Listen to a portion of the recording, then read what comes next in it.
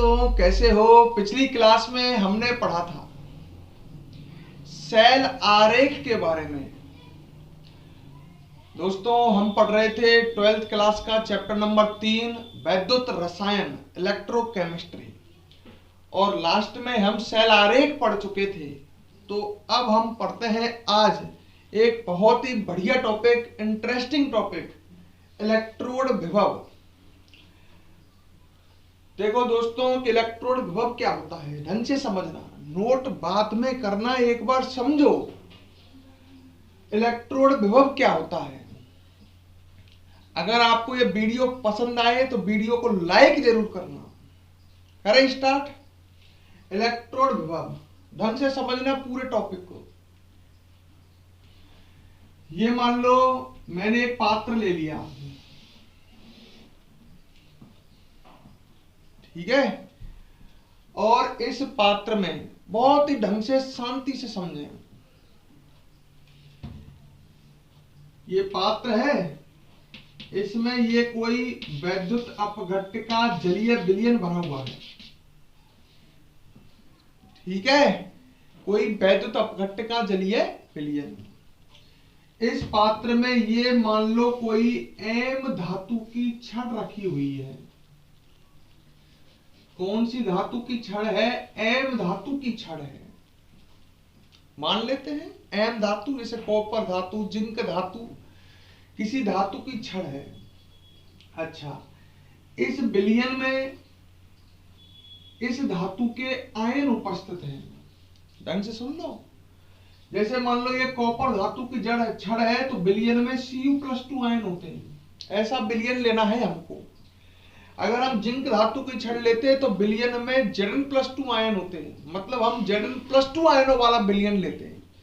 जब मैंने एम धातु की छड़ ली है तो विलयन ऐसा लिया है जिसमें M+N आयन है। क्लियर? विलयन में कौन से आयन है? M+N ion. तो अपन ने अब तक क्या किया,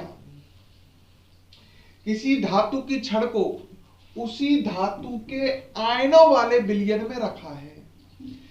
जैसे कॉपर धातु की छड़ को Cu+2 आयनों वाले विलयन। तो यहां तक तो क्लियर होगा, किसी धातु की छड़ को उसी धातु आयनों वाले विलयन में रखा गया है। अब आगे सुनो। तो इस समय दो अभिक्रियाएं एक साथ संचालित हो जाती हैं। दो अभिक्रियाएं कौन सी?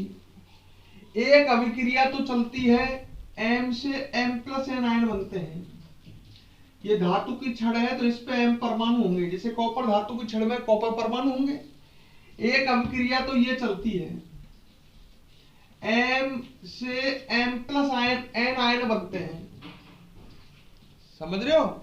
मतलब एक अभिक्रिया तो ये चली फर्स्ट, M से M+N आयन बनते हैं, और M से M+N आयन बनेंगे तो N इलेक्ट्रॉन उत्सर्जित होंगे। अरे जैसे कॉपर से Cu से Cu+2 आयन बनते हैं तो 2 इलेक्ट्रॉन निकलते हैं।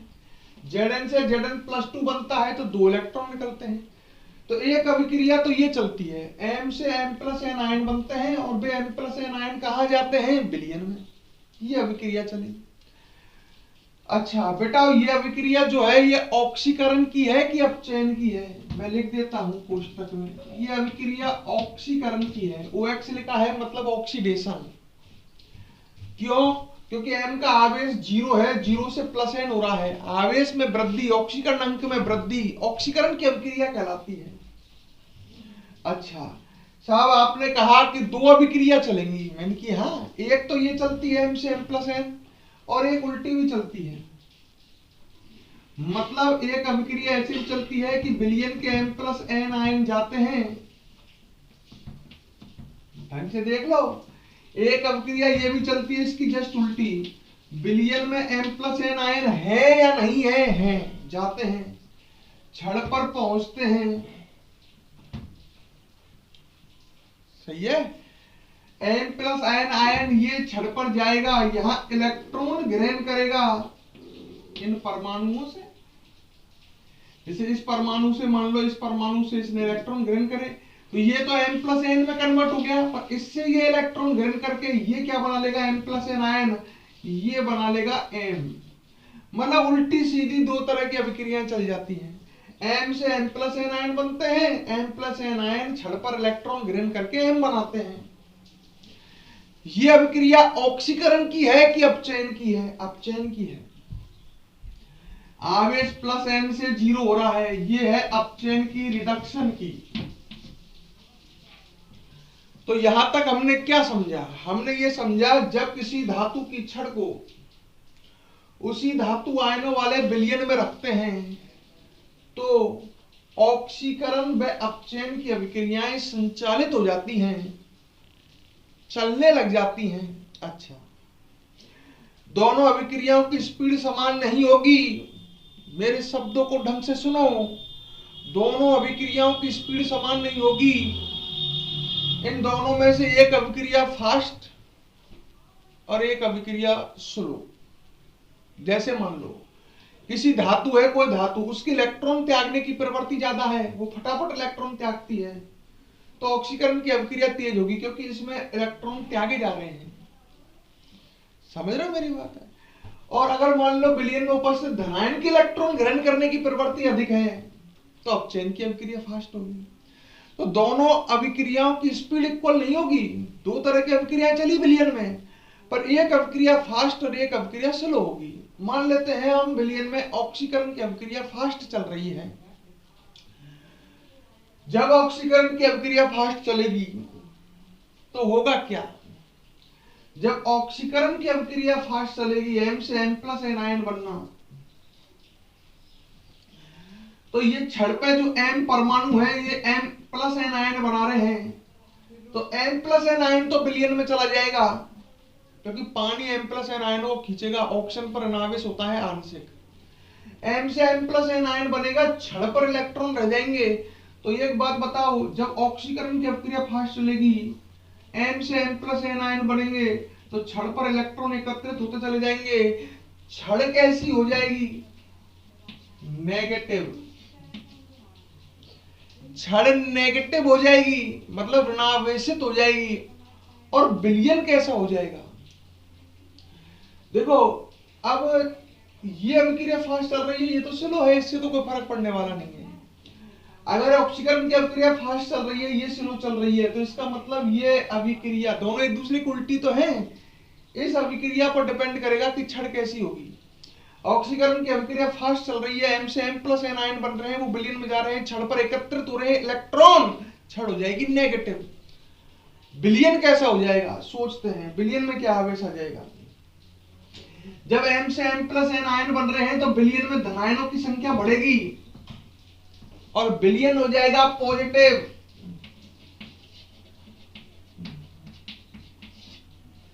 छड़ नेगेटिव, विलयन पॉजिटिव। क्लियर? अच्छा, अब आगे सुनो।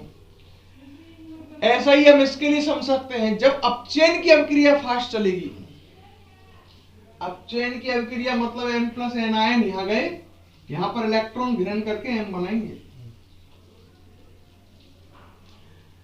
ये M प्लस एन आयन मान लो इससे, इस M परमाणु से इलेक्ट्रॉन ग्रहण कर रहे हैं। अगर अपचयन की अभिक्रिया फास्ट चली तो छड़ पॉजिटिव नहीं हो जाएगी क्या? सोचो ढंग से पहले इस बात को। जैसे ये M प्लस एन आयन गया इस M के पास, इससे इलेक्ट्रॉन ग्रहण करे इसने N, तो ये M प्लस एन नहीं बना लेगा क्या? तो छड़ पर पॉजिटिव आवेश आएगा। विलयन का M प्लस एन आयन गया मान लो इसके पास, इससे इलेक्ट्रॉन ग्रहण करके ये तो उदासीन हो गया, पर ये M परमाणु धनायन में कन्वर्ट हो जाएगा। अगर अपचयन की अभिक्रिया फास्ट चली, आप समझ सकते हो, छड़ पॉजिटिव। और विलयन, विलयन कैसा हो जाएगा? पहले सोचो, हर चीज को समझो। विलयन नेगेटिव हो जाएगा। क्यों? क्योंकि विलयन के M प्लस एन आयन M बना रहे हैं, विलयन के M प्लस एन आयन उदासीन हो रहे हैं, तो विलयन में धनायनों की संख्या घटेगी। बेटा ये लवण का विलयन है, वैद्युत अपघट्ट का। विलयन में धनायन के अलावा ऋणायन भी है। अरे जिंक धातु की छड़ जिंक सल्फेट के विलयन में रखी थी, कॉपर धातु की छड़ कॉपर सल्फेट के विलयन में रखी थी डैनियल सेल में। तो जब विलयन के M प्लस एन आयन घटेंगे तो विलयन में ऋणावेश आ जाएगा, क्योंकि ऋणायनों की संख्या अधिक हो जाएगी। विलयन हो जाएगा ऋण आवेशित। लड़का कह रहा है कि हमारे तो एक बात समझ में आई, जब किसी धातु की छड़ को उसी धातु आयनों वाले विलयन में रखते हैं तो छड़ और विलयन एक दूसरे के विपरीत आवेशित हो जाते हैं। गलत कह रहा हूं क्या भाई? जब किसी धातु की छड़ को उसी धातु आयनों वाले विलयन में रखते हैं तो दो अभिक्रियाएं चलती हैं, ऑक्सीकरण की और एक अपचयन की। यदि ऑक्सीकरण की अभिक्रिया तेज चली, छड़ नेगेटिव विलयन पॉजिटिव। यदि अपचयन की अभिक्रिया तेज चली, छड़ पॉजिटिव विलयन नेगेटिव। कुल मिलाकर के होना क्या है? छड़ और विलयन एक दूसरे के विपरीत आवेशित होने हैं। तो हम कह सकते हैं सिंपल वे में, जब किसी धातु की छड़ को उसी धातु आयनों वाले विलयन में रखते हैं तो ऑक्सीकरण व अपचयन की अभिक्रियाएं संचालित हो जाती हैं, जिनके कारण छड़ व विलयन एक दूसरे के विपरीत आवेशित हो जाते हैं। क्लियर? अच्छा, अब बात आगे सुनो। तो कुल मिलाकर के यहां क्या होगा? छड़ और विलयन एक दूसरे के विपरीत आवेशित हो जाएंगे। अगर छड़ पॉजिटिव विलयन नेगेटिव, छड़ नेगेटिव विलयन पॉजिटिव। बात को आगे समझना, सुन रहे हो ना? बात को तसल्ली से समझ रहे हो? देखो अब आगे समझो। अगर दो विपरीत आवेशित छड़ एक दूसरे के संपर्क में रखी हुई हो तो क्या होगा? दोनों के संपर्क स्थल पर विभव उत्पन्न होगा, ऐसे फिजिक्स कहती है। तो यहां भी कुछ ऐसा ही हो रहा है। छड़ पॉजिटिव है तो विलयन नेगेटिव है, छड़ पॉजिटिव है तो विलयन नेगेटिव है, दोनों एक दूसरे को संपर्क कर रहे हैं। मतलब छड़ की आउटर लेयर पर, बाहरी सतह पर जहां संपर्क हो रहा है वहां विभव उत्पन्न हो जाएगा। दोस्तों मेरी बात समझ में आई होगी कि छड़ और विलयन जहां एक दूसरे को संपर्क कर रहे हैं, अगर छड़ पॉजिटिव है तो विलयन नेगेटिव है, छड़ नेगेटिव है तो विलयन पॉजिटिव है, तो छड़ और विलयन के संपर्क स्थल पर विभव उत्पन्न होगा और वो विभव कहलाएगा इलेक्ट्रोड विभव। यहां तक क्लियर है? तो हम कह सकते हैं जब किसी धातु की छड़ को उसी धातु आयनों वाले विलयन में रखते हैं तो ऑक्सीकरण व अपचयन की अभिक्रियाएं संचालित हो जाती हैं, जिनके कारण छड़ व विलयन एक दूसरे के विपरीत आवेशित हो जाते हैं।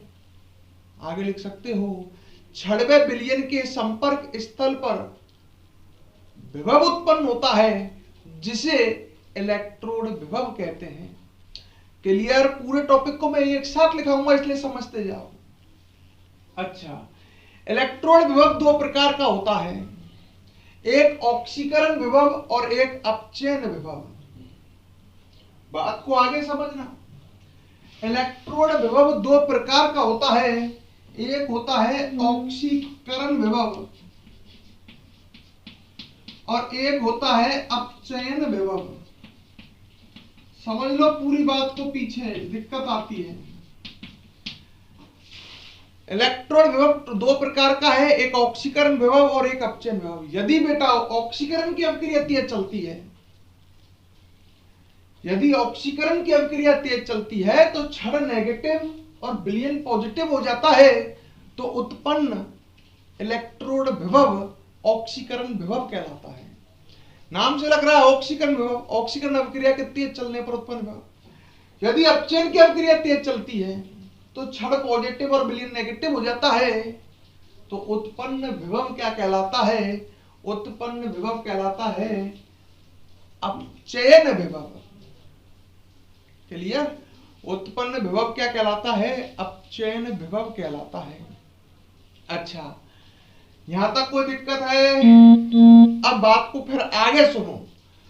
जो आईयूपीएसी संस्था है वो केवल आईयूपीएसी संस्था जो है वो केवल एक ही विभव को मान्य करती है। वो कहती है कि इलेक्ट्रोड विभव दो प्रकार के नहीं हैं, इलेक्ट्रोड विभव केवल एक ही प्रकार का है।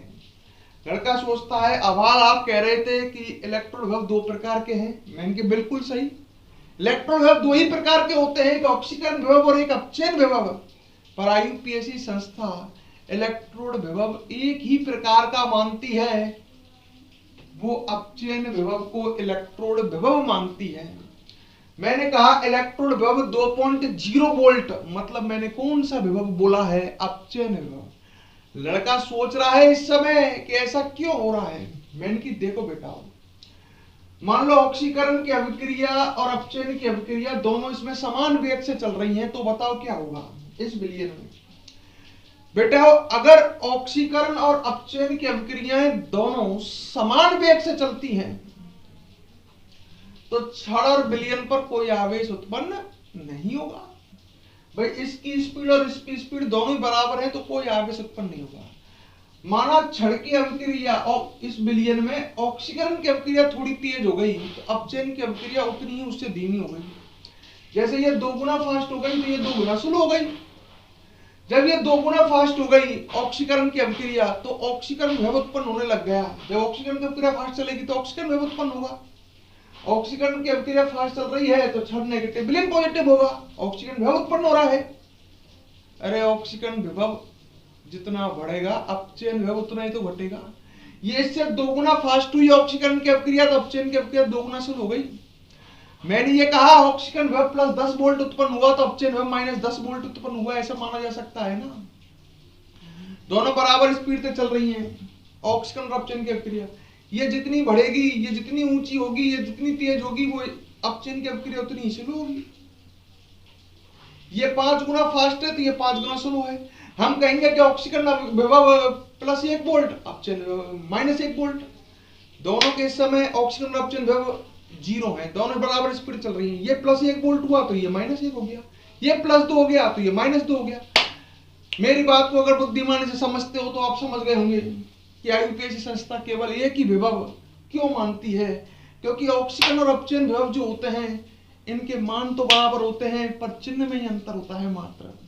जैसे ऑक्सीकरण विभव मैंने कहा प्लस 20 वोल्ट तो अपचयन विभव है माइनस 20 वोल्ट। तो आईयूपीएसी संस्था कहती है दो विभव क्यों मानो, जब विभव के मान बराबर है केवल चिन्ह में ही अंतर है। जब ऑक्सीकरण और अपचयन विभव के मान बराबर होते हैं केवल चिन्ह में ही अंतर होता है तो हम दो विभव ना मान करके एक ही विभव मानते हैं, अपचयन विभव। आईयूपीएसी संस्था से रियलिटी यही है कि विभव दो तरह के होते हैं, पर आईयूपीएसी से मानने का मतलब हम क्या कह सकते हैं। जैसे मैंने आपको ऑक्सीकरण विभव बोला प्लस 20 वोल्ट तो आप उसको अपचयन विभव बताओ कितना आएगा, माइनस 20 वोल्ट। सीधा सा फंडा है, चिन्ह परिवर्तित करके आप ऑक्सीकरण विभव को अपचयन विभव में और अपचयन विभव को ऑक्सीकरण विभव में कन्वर्ट कर सकते हैं। यहां तक मैंने बड़ी फास्टली पढ़ाया आपको, अब लिखने का टाइम है। यहां तक मैंने जो बताया उसको एक बार और सुन लो, काफी बड़ा पोर्शन था। हमने टॉपिक इलेक्ट्रोड विभव से स्टार्ट किया था। मैंने ये समझाया था जब किसी धातु की छड़ को उसी धातु आयनों वाले विलयन में रखते हैं तो छड़ और विलयन, दोबारा सुनो, जब किसी धातु की छड़ को उसी धातु आयनों वाले विलयन में रखते हैं तो दो अभिक्रियाएं संचालित हो जाती हैं ऑक्सीकरण और अपचयन की, जिनके कारण छड़ और विलयन एक दूसरे के विपरीत आवेशित हो जाते हैं।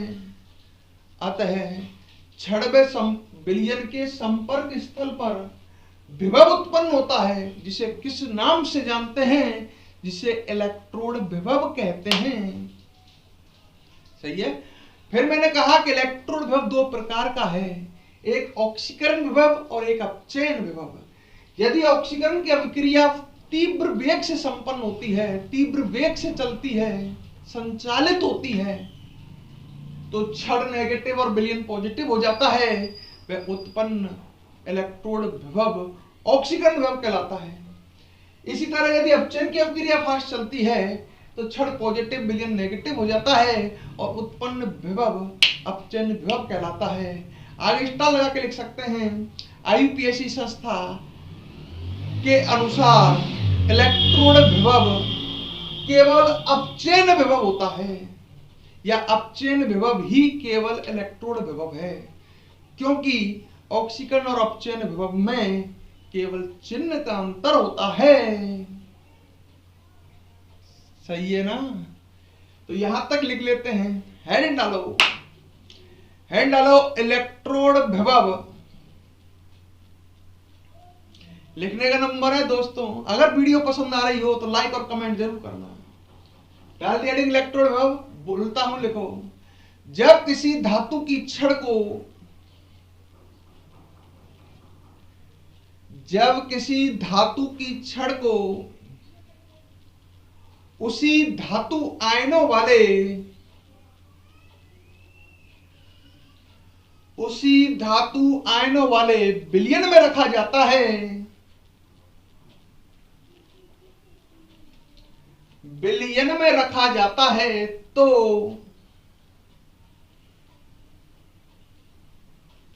छड़ व विलयन, छड़ व विलयन एक दूसरे के,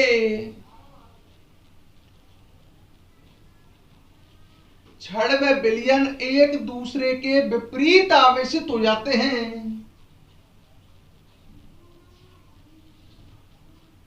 एक दूसरे के विपरीत आवेशित हो जाते हैं, जिससे,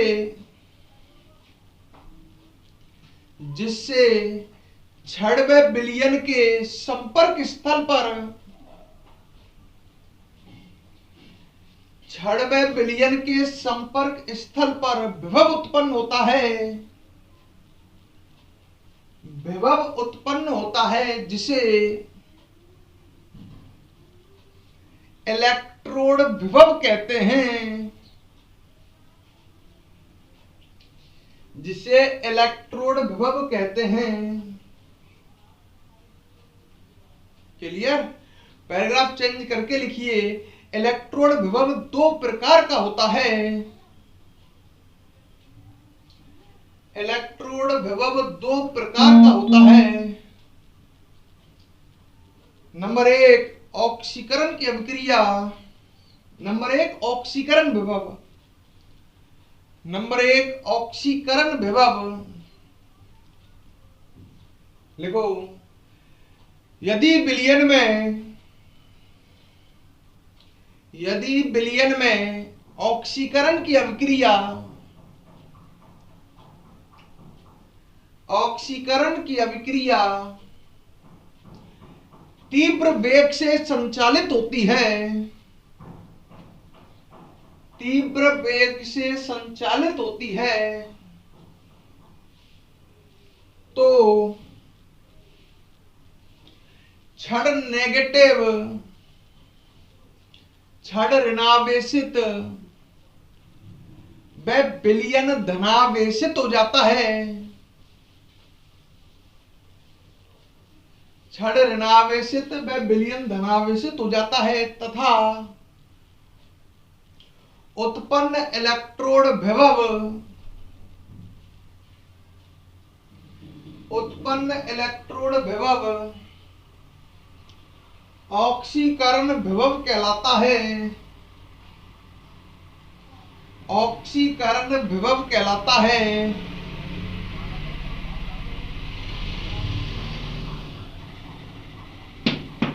अगले डालो अपचयन विभव।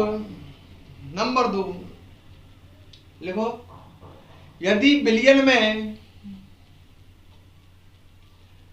अपचयन की अभिक्रिया, अपचयन की अभिक्रिया तीव्र वेग से संपन्न होती है, अपचयन की अभिक्रिया तीव्र वेग से संपन्न होती है, तो छड़ धनावेशित, छड़ धनावेशित व विलयन ऋणावेशित हो जाता है, छड़ धनावेशित व विलयन ऋणावेशित हो जाता है, तथा उत्पन्न इलेक्ट्रोड विभव अपचयन विभव कहलाता है। लिख लिया? अगली लाइन से स्टार लगा करके नोट कीजिए। आईयूपीएसी संस्था,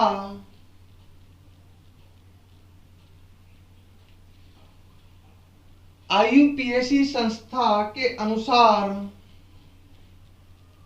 इलेक्ट्रोड विभव, इलेक्ट्रोड विभव कौन सा विभव है? अपचयन विभव है, क्योंकि ऑक्सीकरण विभव व अपचयन विभव में, ऑक्सीकरण विभव व अपचयन विभव में मात्र चिन्ह का अंतर होता है, मात्र चिन्ह का अंतर होता है। क्लियर? यहां तक क्लियर? मैं समझ गए होगी मेरी बात। मैंने कहा अपचयन विभव प्लस 20 वोल्ट, तो ऑक्सीकरण विभव कितना? Minus 20 volt. क्लियर? अब एक बात और सुनो, इसको मिटा देता हूं, अब बात को आगे समझना, यहां छोड़ दो लिखना। अब यदि इस विलयन की सांद्रता जिसमें धातु छड़ रखी हुई है 1 m है, 1 m का मतलब मोलरता 1 है, यदि इस विलयन की सांद्रता 1 m है और यदि विलयन में ऑक्सीकरण विभव उत्पन्न हो रहा है तो उसको कहेंगे मानक ऑक्सीकरण विभव, और अगर अपचयन विभव उत्पन्न हो रहा है तो उसको बोलेंगे मानक अपचयन विभव। मतलब विलयन की सांद्रता 1 m होते ही शब्द लग जाएगा कौन सा? मानक। मेरी बात समझ गए? यदि इस विलयन की सांद्रता 1 m हुई, मोलरता 1 m हुई, तो ऑक्सीकरण विभव उत्पन्न हो रहा है तो उसको मानक ऑक्सीकरण विभव कहेंगे, और अपचयन विभव उत्पन्न हो रहा है तो उसको मानक अपचयन विभव कहेंगे। इसको भी स्टार लगा के लिख लीजिए। लिखो, यदि विलयन की सांद्रता 1 m है, विलयन की सांद्रता 1 m है, तो उत्पन्न ऑक्सीकरण विभव, उत्पन्न ऑक्सीकरण विभव मानक ऑक्सीकरण विभव, मानक ऑक्सीकरण विभव व उत्पन्न अपचयन विभव, अगर अपचयन विभव उत्पन्न हो रहा है तो उत्पन्न अपचयन विभव मानक अपचयन विभव कहलाता है, मानक अपचयन विभव कहलाता है। क्लियर? आगे बढ़ते हैं। कोई समस्या हो तो बता देना अभी कमेंट में। चलो भाई अगला टॉपिक पढ़ते हैं। अगला टॉपिक है सेल का विद्युत वाहक बल। हेडिंग डाल लीजिए और समझो फिर। सेल का विद्युत वाहक बल, हेडिंग डालो और समझने पर गौर करो।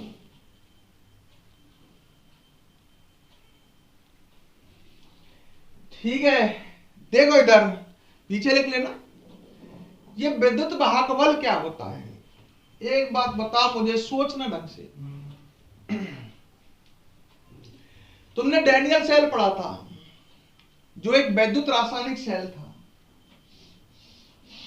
मैं डैनियल सेल ही ले लेता हूं।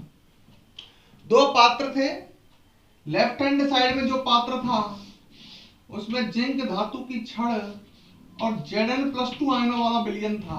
अरे जिंक सल्फेट का विलयन था। इधर कॉपर धातु की छड़ और Cu+2 आयनों वाला विलयन था। है नहीं था? कॉपर सल्फेट का है। तो यहां भी तो वही हो रहा है डैनियल सेल में, जब किसी धातु की छड़ को उसी धातु आयनों वाले विलयन में। सही है क्या? अब एक बात सुनना मेरी। जिंक धातु की छड़ है, जिंक सल्फेट के विलयन में है, Zn+2 आयनों वाले विलयन में है डैनियल सेल के अंदर। कॉपर धातु की छड़ Cu+2 आयनों वाले विलयन में है। ये एनोड है। सही है ना? जिंक धातु की छड़ आपने एनोड मानी थी, एनोड का चिन्ह नेगेटिव दिया था, अलोन। क्यों दिया था? क्योंकि यहां ऑक्सीकरण की अभिक्रिया फास्ट चलती है। आपने ऐसे अभिक्रिया लिखी थी, ध्यान आ रही हो तो। एनोड वाले भाग में ऑक्सीकरण की अभिक्रिया चलती है, Zn से Zn+2 आयन बनते हैं। देखो, जब जिंक धातु की छड़ को Zn+2 आयनों वाले विलयन में रखेंगे तो दो अभिक्रिया चलेंगी, एक ऑक्सीकरण की और एक अपचयन की। पर यहां ऑक्सीकरण की अभिक्रिया फास्ट चलती है, और अभी आपने पढ़ा था यदि ऑक्सीकरण की अभिक्रिया फास्ट चलती है तो क्षण नेगेटिव हो जाती है, इसलिए हमने एनोड का चिन्ह नेगेटिव दिया था। और ये मतलब मैं कह सकता हूं इस क्षण को नेगेटिव चिन्ह क्यों दिया था, क्योंकि ये ऋणावेशित हो जाती है, तो ये एनोड बन गई, और ऋणावेशित क्षण को यहाँ क्या बोलते हैं, एनोड। इधर क्या हो रहा है, जब किसी यहां भी वही है, पर यहां अपचयन की अभिक्रिया फास्ट चलती है, विलयन के Cu+2 आयन जाते हैं, क्षण पर 2 इलेक्ट्रॉन ग्रहण करके Cu बनाते हैं। यहां भी दोनों ही अभिक्रियाएं चलती हैं, पर फास्ट कौन सी चलती है, अपचयन की। तो यहां अपन कहेंगे कि अपचयन की अभिक्रिया चल रही है। ऐसी तो कहा था मैंने कहा था इधर ऑक्सीकरण की अभिक्रिया चल रही है, हकीकत में चल तो ऐसे और ऐसे दोनों तरफ रही है, पर ऑक्सीकरण की फास्ट चल रही है, तो हम कहेंगे इधर ऑक्सीकरण की अभिक्रिया चल रही है। इधर अपचयन की अभिक्रिया फास्ट चल रही है, तो हम कहेंगे कि इधर अपचयन अभिक्रिया चल रही है। सब समझ में आ रहा होगा, पुराने पेज अब खुल रहे हैं तुम्हारे। तो यहां क्षण कैसी हो जाएगी, पॉजिटिव, विलयन क्या हो जाएगी, नेगेटिव, और इस पॉजिटिव क्षण को हम क्या बोलेंगे, कैथोड। ठीक है, तो तुम समझ गए होंगे डैनियल सेल अभी तार नहीं है, अभी लवण सेतु नहीं है, अभी केवल डैनियल सेल बनने की तैयारी चल रही है। मैंने जिंक धातु की छड़ को Zn+2 आयनों वाले विलयन में रखा, छड़ नेगेटिव हो गई क्योंकि ऑक्सीकरण की अभिक्रिया फास्ट चली। इसी प्रकार ये कॉपर धातु की छड़ को Cu+2 आयनों वाले विलयन में रखा, अपचयन की अभिक्रिया फास्ट चली, छड़ पॉजिटिव हो गई। अब विभव है। अच्छा, एक बात सुनो, यहां इलेक्ट्रोड विभव उत्पन्न हुआ होगा बेटा, कौन सा बताओ, छड़ नेगेटिव है, विलयन पॉजिटिव है, तो यहां ऑक्सीकरण विभव उत्पन्न होगा। और यहां कौन सा विभव उत्पन्न होगा, छड़ पॉजिटिव है, विलयन नेगेटिव है, अपचयन की अभिक्रिया फास्ट चल रही है, तो यहां उत्पन्न होगा अपचयन विभव। पर आईयूपीएससी ऑक्सीकरण विभव को मान्य नहीं करती है। अगर मैं ऑक्सीकरण विभव का चिन्ह परिवर्तित करूं तो ये अपचयन विभव में कन्वर्ट हो जाएगा। जैसे यहाँ पर ऑक्सीकरण विभव मान लो +10 वोल्ट उत्पन्न हो रहा है, तो अपचयन विभव कितना हो जाएगा, -10 वोल्ट। एक बात बताओ, मेरे तो ये समझ में आ रही है कि कैथोड का अपचयन विभव अधिक होता है। बेटा एनोड पर ऑक्सीकरण की अभिक्रिया फास्ट चलती है, एनोड पर ऑक्सीकरण विभव उत्पन्न होता है, और उसका चिन्ह बदलोगे तो उसका एनोड का अपचयन विभव कम हो जाएगा। अरे +10 से -10 वोल्ट रह जाएगा। तो अब बताओ बुद्धि से, जो वैद्युत रासायनिक सेल होते हैं उसमें कैथोड और एनोड में किसका अपचयन विभव अधिक होता है, कैथोड का। एनोड का ऑक्सीकरण विभव अधिक होता है, चिन्ह बदलने पर अपचयन विभव कम रह जाता है। अरे +10 से -10 कम हो गया बहुत ज्यादा। तो सीधी सी बात आई कि मैं एक लाइन बोलता हूं सिंपल सी, कि वैद्युत रासायनिक सेल में कैथोड का अपचयन विभव अधिक व एनोड का अपचयन विभव कम होता है, और कैथोड के अपचयन विभव में से यदि एनोड का अपचयन विभव घटा दिया जाए तो सेल का विद्युत वाहक बल प्राप्त हो जाता है। पॉजिटिव आएगा कि नेगेटिव आएगा, सोच लो। सेल का विद्युत वाहक बल धनात्मक आएगा कि ऋणात्मक आएगा। बुद्धिमान लड़के ने कहा सेल का विद्युत वाहक बल धनात्मक आएगा। मैंने कहा क्यों आएगा, क्योंकि सर आप ज्यादा में से कम घटा रहे हो, कैथोड के अपचयन विभव में से एनोड का अपचयन विभव घटा रहे हो जो कम है, तो विद्युत वाहक बल पॉजिटिव ही आना है। जब ज्यादा में से कम घटेगा तो धनात्मक ही आएगा, 50 में से 20 घटेगा तो 30 आएगा। तो एक बात याद रखना, जो वैद्युत रासायनिक सेल होता है उसका विद्युत वाहक बल धनात्मक होता है, सही है। और सेल का विद्युत वाहक बल क्या होता है, कौन से सेल पढ़ रहे हैं तुम, वैद्युत रासायनिक सेल। सेल के विद्युत वाहक बल क्या होता है, कैथोड व एनोड के अपचयन विभवों का अंतर। लिख सकते हैं, आप समझ सकते हैं, समझ गए। तो लिख लेते हैं छोटी सी बात। तो हेडिंग डालो सेल का विद्युत वाहक बल, और लिखो हेडिंग डाल दी सेल का विद्युत वाहक बल। लिखो किसी वैद्युत रासायनिक सेल में किसी वैद्युत रासायनिक सेल में कैथोड व एनोड के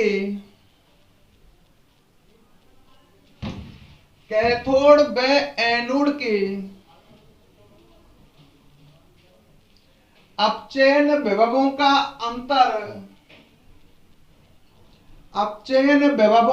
अंतर सेल का विद्युत वाहक बल कहलाता है। सेल का विद्युत वाहक बल कहलाता है।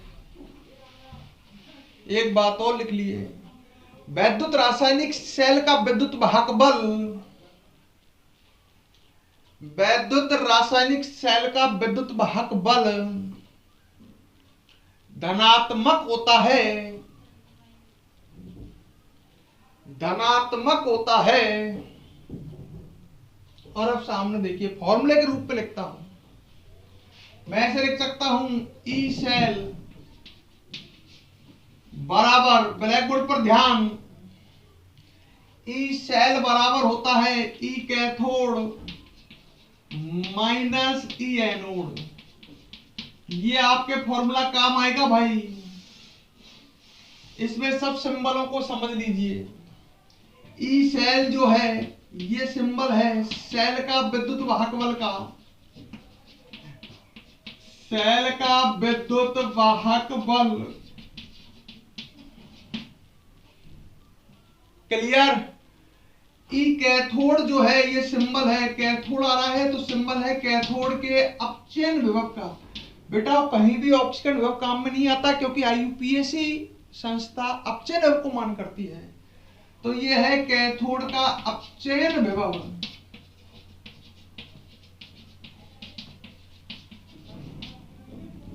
और ई एनोड है एनोड का अपचयन विभव। क्लियर? अब बात को सुनो मेरी। तो सेल का विद्युत वाहक बल पॉजिटिव ही आना है। वीडियो को पॉज करो, फटाफट नोट करो।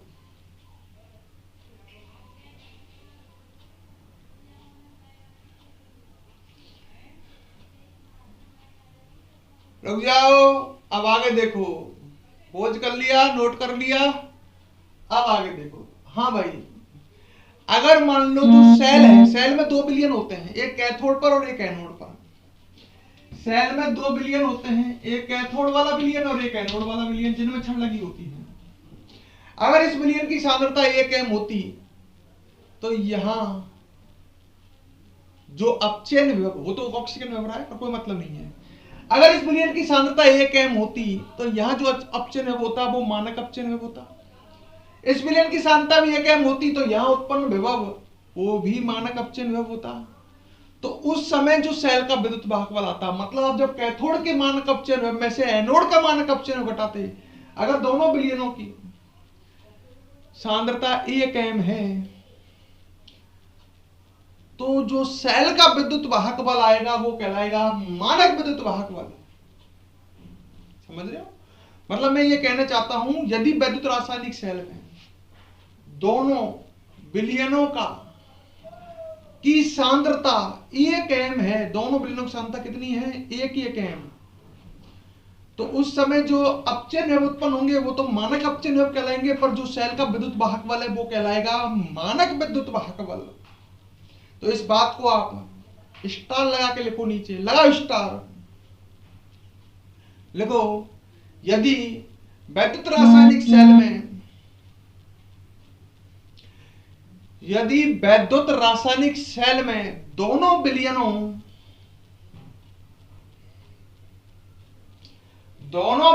की सांद्रता 1 m है तो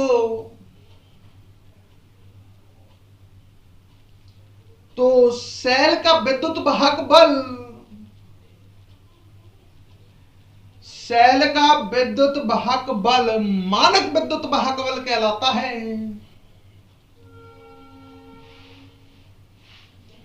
मानक विद्युत वाहक बल कहलाता है। ठीक है? तो अब मैं इस फॉर्मूले को दोबारा चेंज कर रहा हूं। ई नोट सेल बराबर ई नोट कैथोड माइनस ई नोट एनोड, सिंबल चेंज हो गए। ई नोट सेल जो है ये है सेल का मानक विद्युत वाहक बल, समझ गए, नोट लगते ही मानक आ जाएगा, मानक विद्युत वाहक बल। और ई नोट कैथोड क्या है, ई नोट कैथोड है कैथोड का मानक अपचयन, अरे मानक अपचयन उत्पन्न होगा ना अब तो। ई नोट कैथोड है कैथोड का मानक अपचयन विभव। और ई नोट एनोड क्या है, ये है एनोड का मानक अपचयन विभव।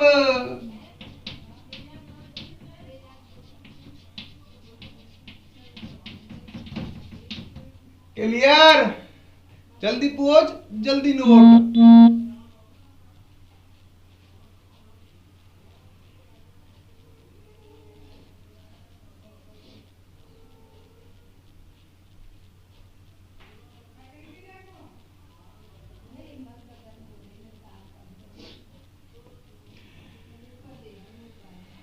एक क्वेश्चन बोलता हूं चलो, और उसका आंसर कमेंट बॉक्स में, वीडियो को लाइक करना है, आंसर कमेंट बॉक्स में देना है।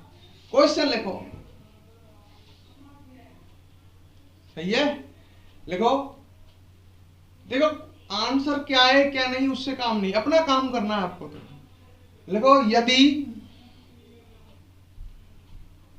यदि किसी वैद्युत रासायनिक सेल में, क्वेश्चन डाल करके क्वेश्चन नंबर 1 मैं भी लिख देता हूं, चलो ब्लैक बोर्ड पर। क्वेश्चन नंबर 1, आज का क्वेश्चन नंबर 1, यदि किसी वैद्युत रासायनिक सेल में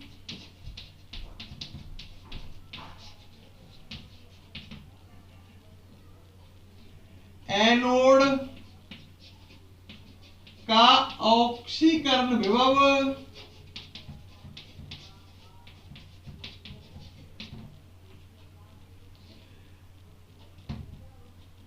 प्लस 20 वोल्ट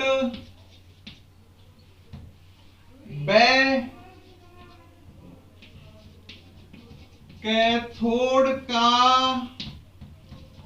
अपचयन विभव प्लस 30 वोल्ट है, तो इस सेल का विद्युत वाहक बल ज्ञात कीजिए।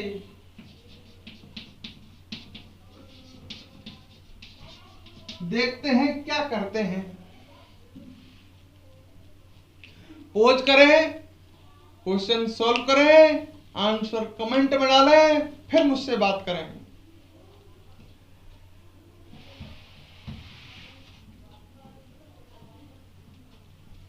कर लिया, मैं बताता हूं चलो। हाँ भाई, सेल का विद्युत वाहक बल निकाल रहा है, सेल का विद्युत वाहक बल का फॉर्मूला तुम्हें पता ही है। दिया क्या है, कोई वैद्युत रासायनिक सेल में एनोड का ऑक्सीकरण विभव दिया है, एनोड का ऑक्सीकरण विभव दिया है। बड़ा सिंपल क्वेश्चन है, अगर समझ में आ जाए मेरी बात, प्लस 20 वोल्ट। और हमें ऑक्सीकरण विभव की जरूरत पड़ती है क्या, नहीं, अपचयन विभव की। तो हम बदल लेते हैं, एनोड का ऑक्सीकरण विभव जब प्लस 20 वोल्ट है तो अपचयन विभव कितना होगा, अपचयन विभव हो जाएगा माइनस 20 वोल्ट। क्लियर। अच्छा, जो कैथोड है उसका अपचयन विभव दिया है क्या, कितना है कैथोड का अपचयन विभव, बेटे देख करके बता, प्लस 30 वोल्ट। सेल का विद्युत वाहक बल निकालना है, क्या फॉर्मूला लगाएगा, ई सेल बराबर ई कैथोड माइनस ई एनोड, यही फॉर्मूला बताया था मैंने अभी। तो सेल का विद्युत वाहक बल निकालने के लिए कैथोड के अपचयन विभव में से, ये कैथोड का अपचयन विभव है, एनोड का अपचयन विभव घटाना है। कैथोड का अपचयन विभव प्लस 30 माइनस एनोड का अपचयन विभव कहाँ है, -20। घटाना भी नहीं आता, आंसर इसलिए तो गलत आ रहा है। सॉल्व कर ले, मुझे नहीं पता कितना आएगा, कितना आएगा मुझे नहीं पता, कमेंट बता देना। आगे बढ़ते हैं, पोज करना है तो कर लेना, नहीं मैं आगे बढ़ रहा हूं अब। ठीक है भाई,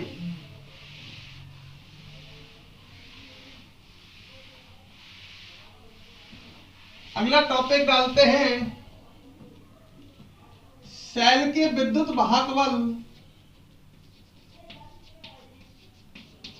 विद्युत वाहक बल, आप भी हेडिंग डाल लेना संग संग।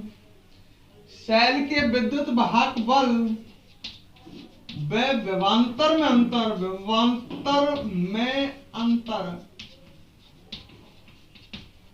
लड़का कह रहा है ये क्या है विभवांतर, मैंने कहा यही चीज तो आपको समझा नहीं है। मैंने कि विभवांतर जो है, ये विभवांतर, ये विभवों का अंतर है? मैंने कहा फिर विद्युत वाहक बल क्या है, विद्युत वाहक बल भी विभवों का अंतर है। विभवों का ही तो अंतर था, कैथोड के अपचयन विभव और एनोड के अपचयन विभव का अंतर। तो ये दोनों ही विद्युत वाहक बल और विभवांतर, साहब ये दोनों ही विभवों के अंतर है। मैंने के बिल्कुल करेक्ट, पर अंतर क्या है, अंतर देखो। देखो भाई, जैसे डैनियल सेल की बात करते हैं, ये दोनों दो पात्र हैं, ये जिंक धातु की छड़ है, ये कॉपर धातु की छड़ है, ये Zn+2 आयनों वाला विलयन है, ये Cu+2 आयनों वाला विलयन है। अभी छड़ और विलयन कनेक्ट नहीं किए हैं, यहाँ पर छड़ नेगेटिव हो जाती है, क्यों यहाँ ऑक्सीजन विभव उत्पन्न होता है, यहाँ अपचयन विभव उत्पन्न होता है, जिसकी वजह से छड़ पॉजिटिव हो जाती है। यहाँ छड़ नेगेटिव, जिससे ऑक्सीजन विभव उत्पन्न होता है, यहाँ अपचयन विभव उत्पन्न होता है। अच्छा, अभी मैंने कनेक्शन नहीं किया है, ना लवण सेतु ना तार, इस समय परिपथ खुला हुआ है। परिपथ को बंद करने के लिए दो चीजों की आवश्यकता होगी, एक तो तार की और एक लवण सेतु की। खुले परिपथ में जब हम कैथोड और एनोड के अपचयन विभवों का अंतर नापते हैं तो वो विद्युत वाहक बल आता है। विद्युत वाहक बल क्या है, खुले परिपथ में सेल के परिपथ खुला होना चाहिए। खुले परिपथ में मतलब सेल में विद्युत धारा बह नहीं रही, बह कहां से, तार नहीं है, लवण सेतु नहीं है, परिपथ बंद ही नहीं है। विद्युत धारा तब बहती है जब परिपथ बंद होता है। तो विद्युत वाहक बल क्या है, खुले परिपथ में सेल के कैथोड व एनोड के अपचयन विभवों का अंतर। अच्छा, फिर विभवांतर क्या है, अगर सेल को आप कनेक्ट कर दें, मतलब परिपथ बंद कर दें, उस समय कैथोड व एनोड के विभवों का अंतर जो आएगा वो विभवांतर आएगा। मतलब विद्युत वाहक बल तो खुले परिपथ में विभवों का अंतर है, विभवांतर बंद परिपथ में विभवों का अंतर है। अच्छा, अब बात और सुनो, विद्युत वाहक बल नाम लेते ही तो समझ गए होंगे परिपथ खुल गया। विद्युत वाहक बल का मापन करता है उपकरण विभव मापी। विद्युत वाहक बल नापने के लिए, विद्युत वाहक बल ज्ञात करने के लिए, प्रायोगिक रूप से ज्ञात करने के लिए हम विभव मापी की हेल्प लेते हैं।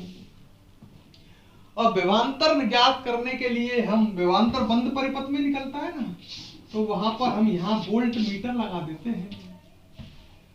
वोल्ट मीटर उपकरण सुना होगा फिजिक्स में, ये भी विभवांतर को नापता है, ये विभवांतर को, विभवों के अंतर को नापता है।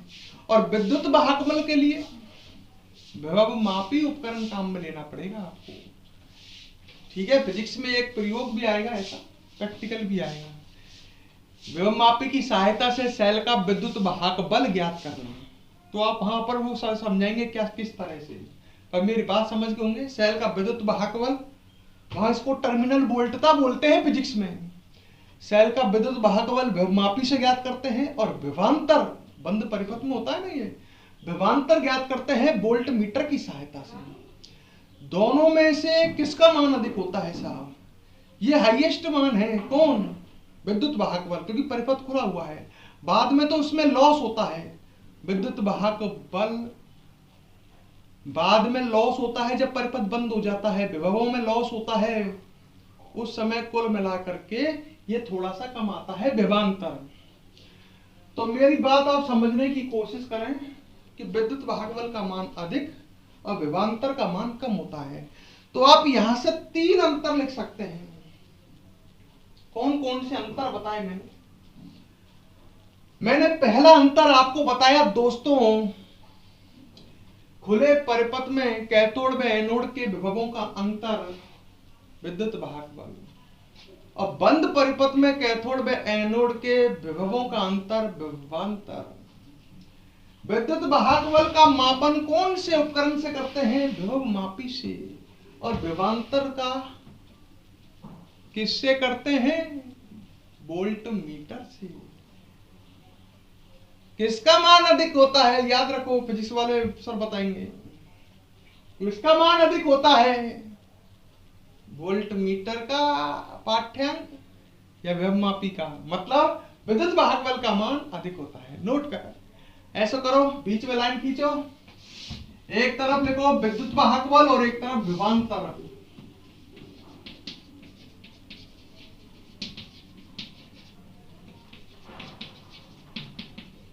और नंबर 1 डालो विद्युत वाहक बल में, लिखो इसमें, देखो विद्युत वाहक बल,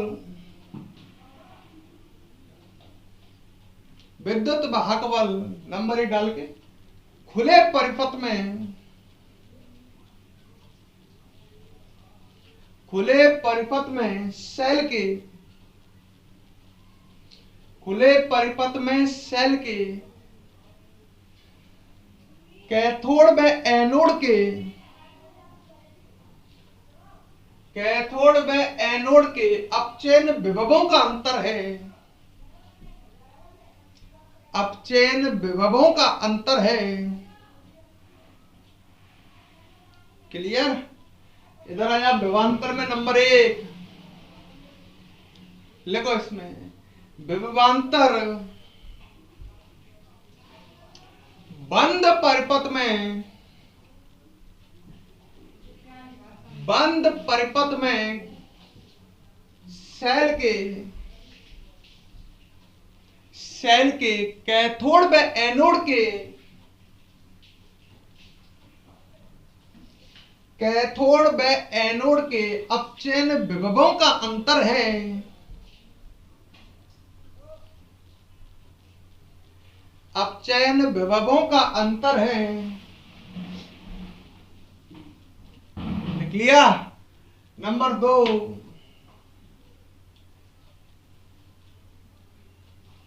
विद्युत वाहक बल में डालिए नंबर 2,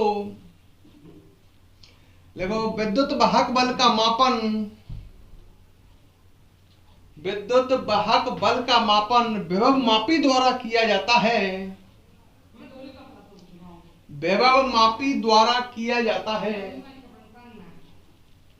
विभवांतर में लिखो नंबर 2 डालो, विभवांतर का मापन, विभवांतर का मापन विभव मापी द्वारा, विभवांतर का मापन वोल्ट मीटर द्वारा किया जाता है, वोल्ट मीटर द्वारा किया जाता है।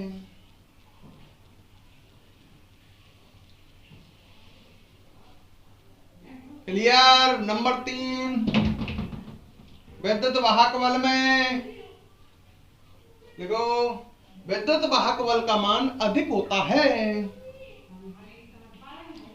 विद्युत वाहक बल का मान अधिक होता है। और विभवांतर में लिखिए विभवांतर का मान कम होता है, विभवांतर का मान कम होता है।